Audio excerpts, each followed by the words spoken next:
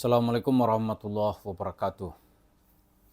Para pemirsa, di tengah kesulitan kita mencari teman supaya kasus Yusuf Mansur ini ada ujungnya.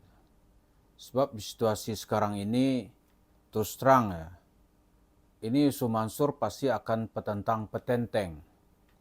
Karena seperti disebut oleh Alvin Lim, itu institusi kepolisian. Maksud dia mungkin oknum-oknum di kepolisian. Itu banyak yang perlu kita sayangkan atau yang perlu berbenah gitu. Karena begitu kasus ini mestinya kan sebuah pelanggaran yang merugikan masyarakat umum. Harusnya pihak kepolisian mempelopori supaya kasus ini diangkat dan disidik gitu. Tapi setelah banyak laporan dari masyarakat, ternyata Yusuf Mansur sampai sekarang masih anteng-anteng, petentang petenteng, seolah-olah tidak ada masalah apapun. Titik terang itu kemudian mendapat momentumnya ketika Gus Miftah atau Miftah Maulana atau disebut juga dengan Taim melakukan blunder, kesalahan dalam omongan, menyebabkan Sun Haji sebagai titik picunya dan dia akhirnya terjungkal dari posisi elitnya sebagai utusan khusus presiden yang menangani masalah kerukunan dan sarana keagamaan. Tapi lucunya orang kita ini setelah dia mengundurkan diri, dan saat pengunduran diri itu pun Presiden sangat appreciate. Kata Presiden Prabowo, Miftah sudah mengakui kesalahannya dan dia telah bertindak sebagai seorang kesatria. Kesatria itu ya dia berani menyatakan mundur gitu. Harusnya sikap kesatria ini menjadi pelajaran bagi menteri-menteri lain. Kalau udah tersangkut masalah, ya mundur gitu. Misalnya nih ada menteri yang publik sekarang ini yakin dia itu berada di dalam kaitan judi online gitu. Tapi dia kepala muka tembok aja itu.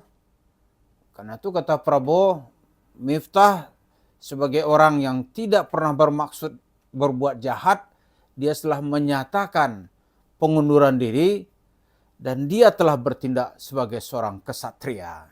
Nah, itu saya kira sampai itu statementnya sangat menyenangkan. Gitu. Tapi kemudian ada ekornya. Ekornya itu ada dua segmen atau dua tokoh ya. Yang pertama yang menyandang gelar sebagai Kiai Syarif Rahmat.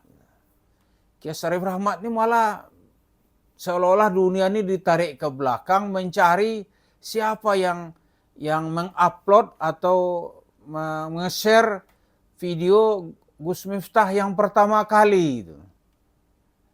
Akhirnya orang yang nge-share itu udah ngomong saya, terus mau diapakan? Itu Gus Miftah kan bicara di depan umum. Kecuali dia bicara empat mata di-publish itu mungkin ada deliknya gitu. Ini dia bicara depan umum. Jadi saya kira Kiai Syarif Rahmat ini kehilangan momentum gitu. Ya, kehilangan momentum dan tidak akan ada gunanya. Di tengah era medsos itu nggak ada yang kuat. Institusi apa yang kuat? Panglima TNI aja dikritik orang. Jaksa Agung aja jam tangannya dipersoalkan. Apalagi Kiai. Yang digugat itu pun masalah yang dianggap oleh masyarakat dia berada pihak yang salah.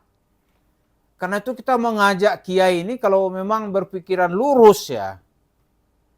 Banyak sebenarnya tata sosial masyarakat kita ini yang perlu pembelaan dan backup dari Kiai. Termasuk Kiai Syarif Rahmat. Apa itu? Bagaimana masyarakat sekarang ini dibela untuk mengambil hak-haknya yang dirampas oleh Yusuf Mansur. Oh itu penting. Kalau Kiai ini, Kiai Sarif Rahmat dan kiai-kiai yang lain tampil gitu. Mengajak masyarakat menjelaskan bahwa tindakan sedekah yang diceritakan oleh Yusuf Mansur itu nggak ada dalilnya atau dalil sesat. Oh, saya kira orang sangat appreciate. Yang kedua, itu cerita Yusuf Mansur yang apalah tabung tanah itu keringat dan darah TKW dia hisap itu. Nah, ini kalau Kiai Sarif Rahmat dan kawan-kawan menjadi pembela TKW ini, wah itu sangat hebat sekali gitu. Sangat hebat sekali. Dan sekarang ya kita pengen sekali Kiai Sarif Rahmat ini hadir di pengadilan, memberikan dukungan kepada korban ya, yang sedang menuntut haknya yang telah diambil oleh Yusuf Mansur secara tidak sah. Yang kedua kita lihat lagi yang ikut membela itu Jazilul Fawaid. Dia sebagai anggota DPR, kemudian wakil ketua PKB. Tentu saja kita melihat di sini pastilah ada motif politik yang ingin diraup dari kasus Gus Miftah ini. Mula-mula Jazilul Fawaid ini atau Kiai Jazilul Fawaid ini telah mengecam Miftah dengan sangat keras. Dia bilang itu urakan gitu. Tidak bisa kita bela.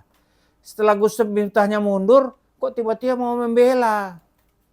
Saya mempunyai kecurigaan ini ingin digunakan atau ingin emosi ini disatukan gitu. Bahwa Gus Miftah ini nanti adalah keluarga besar Partai Kebangkitan Bangsa. Karena di segi komunikasi, Gus Miftah kan sangat komunikatif dan artikulatif gitu. Hebat dia. Nah, ini nampaknya Jazilul Fawaid tentu ya telah didiskusikan di internal. Ini Kiai Miftah ini, Gus Miftah ini harus adalah perhatian secara sosial. Walaupun untuk kembali menjabat itu kita kira nggak mungkin lah ya. Dan Jazilul Fawaid tentu tahu nggak mungkin. Justru di tengah ketidakmungkinan itulah dia membela gitu. Kalau dari awal-awal Miftah dinasihati mungkin nggak begini gitu. Jadi mungkin nanti Miftah Maulana ini akan dirangkul berada dalam keluarga besar PKB mungkin ya. Tapi menurut kita itu tanggung gitu. Kalau sekiranya PKB melakukan pembelaan, membela itu para pekerja migran kita gitu. Tenaga migran itu kan umumnya dari desa-desa itu di Kepulauan Jawa paling banyak, Jawa Tengah apa Jawa Timur gitu. Itu yang diserap dan dihisap keringatnya oleh Yusuf Mansur. Caranya bagaimana? Ya orang-orang ini dikibulin aja. Dikibulin dalam bentuk cerita mau membeli Indonesia. Membeli seperti apa? Orang ini disuruh nanti kita beli tanah katanya. Lalu gajinya tiap bulan itu dipotong. Jumlahnya kata seorang TKI atau tenaga kerja migran itu kepada saya ketika itu, paling tidak katanya ada 90.000 orang yang terbius oleh Yusuf Mansur. Dari hampir 300.000 tenaga migran Indonesia di Hong Kong itu disikat oleh Yusuf Mansur. Saking lurusnya tenaga kerja ini atau TKW apalah namanya, saking lurusnya percayanya sama Kiai, itu sengaja data setoran itu dia kasih yang nggak bisa dituntut. Datanya apa gitu? Datanya hanya dikasih brosur. Ini laku nanti kalau pinjam ke bank nih, saya geleng-geleng kepala kok. Jahat benar ya, orang berjubah agama gitu. Ternyata dia itu lebih bangsat dari bangsatnya bangsat. Gitu. Itulah Yusuf Mansur.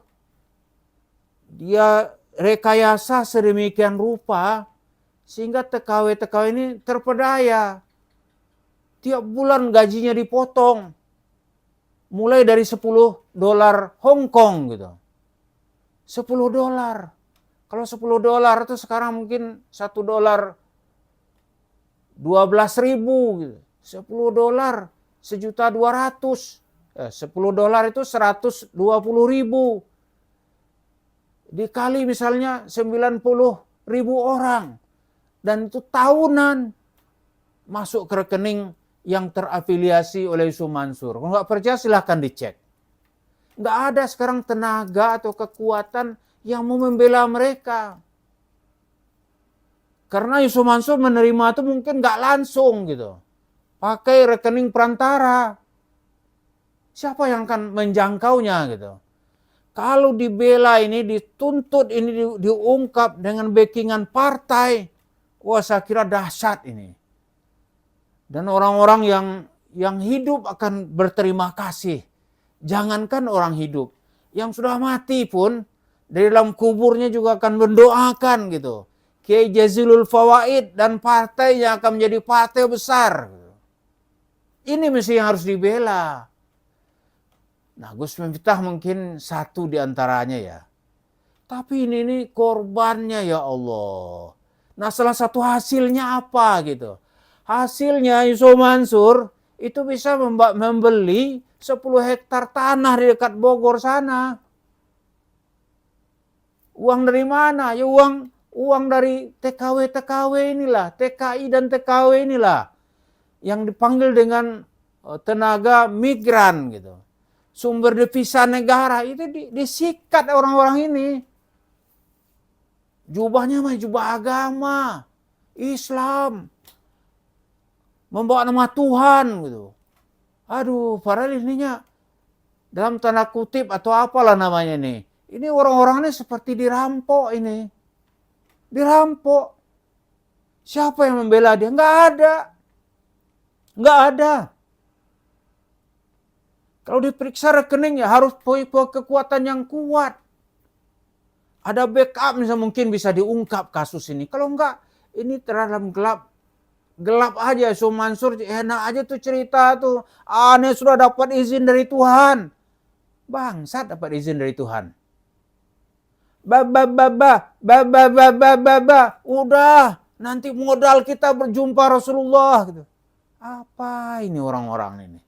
Jadi pembelaan kepada Kiai Rahmat, Kiai Syarif Rahmat dan Jazil Fawaid, mari kita lanjutkan pembelaan ini kepada orang-orang yang tertindas dan tergilas gitu.